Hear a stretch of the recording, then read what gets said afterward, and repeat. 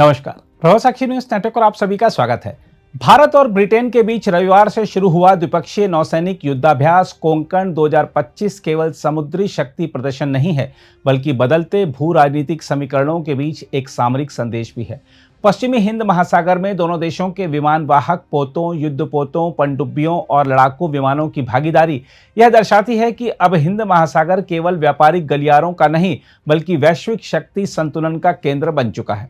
हम आपको बता दें कि भारतीय नौसेना का नेतृत्व इस अभ्यास में विमान वाहक पोत आईएनएस विक्रांत कर रहा है, जिसमें मिग-29 के लड़ाकू विमान तैनात हैं, जबकि ब्रिटिश कैरियर स्ट्राइक ग्रुप का नेतृत्व एचएमएस प्रिंस ऑफ वेल्स कर रहा है, जिसके साथ F-35B स्टील्थ जेट्स, नॉर्वे और जापान के सहयोगी संसाधन भी शामिल हैं। यह संयोजन महज सैन्य अभ्यास नहीं, बल्कि बहुपक्षीय रणनीतिक सहयोग का प्रतीक है। ब्रिटिश उच्चायुक्त लिंडी कैमरन ने इस अभ्यास को स्वतंत्र और खुला इंडो पैसिफिक सुनिश्चित करने की साझा प्रतिबद्धता बताया है। यह वक्तव्य किसी साधारण राजनयिक औपचारिकता से अधिक है। देखा जाए तो यह भारत यूके के बीच विजन 2035 के अंतर्गत उभरते हुए नए रक्षा संबंधों की झलक देता है। इस दृष्टि दस्तावेज में दोनों देशों ने आधुनिक रक्षा और सुरक्षा साझेदारी को अपने संबंधों का मूल स्तंभ बताया था। हम आपको बता दें कि कोंकण अभ्यास के इस संस्करण में समुद्री अभियानों के लगभग सभी पहलुओं को शामिल किया गया है। Anti air, anti surface, anti submarine operations से लेकर जटिल उड्डयन संचालन और समुद्री संचालन तक, ये सभी अभ्यास केवल तकनीकी समन्वय नहीं, बल्कि आपसी विश्वास और साझी सुरक्षा सोच का परिणाम है। आगामी 14 अक्टूबर को पश्चिमी तट पर भारतीय वायुसेना और ब्रिटिश नौसेना के बीच होने वाला संयुक्त वायु रक्षा अभ्यास इस समन्वय को और गहराई देगा। भारतीय वायुसेना के सुखोई 30 MKI और जगुआर लड़ाकू विमानों की भागीदारी इस बात का संकेत है कि भारत अब बहुआयामी रक्षा अभ्यासों में समान रूप से सक्षम है। देखा जाए तो यह अभ्यास ऐसे समय में हो रहा है जब हिंद महासागर क्षेत्र में चीन की बढ़ती नौसैनिक सक्रियता और उसकी स्ट्रिंग ऑफ पर्ल्स रणनीति को लेकर चिंताएं बनी हुई हैं। भारत और ब्रिटेन का यह संयुक्त प्रदर्शन एक रणनीतिक उत्तर की तरह देखा जा सकता है, जो नियम आधारित अंतर्राष्ट्रीय व्यवस्था की रक्षा के लिए सामूहिक इच्छा शक्ति का प्रतीक है।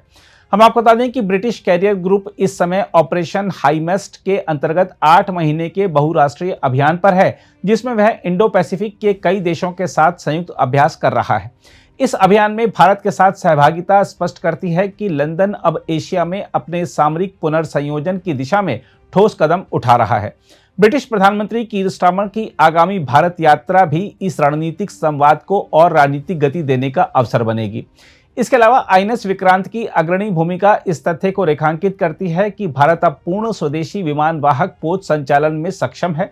यह नौसेना की उस दीर्घकालिक रणनीति का हिस्सा है जिसके तहत भारत 3 समुद्री थिएटरों में संतुलित उपस्थिति बनाए रखना चाहता है।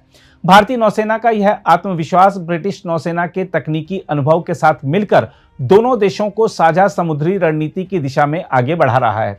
हम आपको बता दें कि कोंकण श्रृंखला के अभ्यास पिछले 2 दशकों में न केवल आकार और जटिलता में बढ़े हैं, बल्कि वे दोनों सेनाओं के बीच अंतर संचालन क्षमता और आपसी समझ को भी गहरा बना चुके हैं। यह क्रमिक विकास बताता है कि यह संबंध किसी आकस्मिक घटना का परिणाम नहीं, बल्कि एक संगठित और दीर्घकालिक रणनीतिक साझेदारी की नींव पर टिका है। बहरहाल कोंकण 2025 अभ्यास यह स्पष्ट करता है कि भारत अब केवल अपने समुद्री सीमाओं की रक्षा तक सीमित नहीं रहना चाहता, बल्कि वह हिंद महासागर क्षेत्र में स्थिरता और स्वतंत्र नेविगेशन का सक्रिय संरक्षक बनने की भूमिका निभा रहा है। ब्रिटेन के साथ यह संयुक्त प्रयास उस व्यापक परिवर्तन का संकेत है जिसमें भारत पारंपरिक सुरक्षा उपभोक्ता से सुरक्षा प्रदाता बनने की दिशा में अग्रसर है। इस अभ्यास का सबसे बड़ा संदेश यही है कि हिंद महासागर में अब सुरक्षा का नया समीकरण भारत के इर्द गिर्द आकार ले रहा है और ब्रिटेन जैसे परंपरागत वैश्विक खिलाड़ी भी इसे स्वीकारते हुए भारत के साथ कदम से कदम मिला रहे हैं। अगर आप भी लेना चाहते हैं देश दुनिया की तमाम जानकारी, तो आज ही सब्सक्राइब करें हमारे चैनल को। साथ ही नीचे दिए बेल आइकन को जरूर दबाएं ताकि हर अपडेट आप तक पहुंच सके।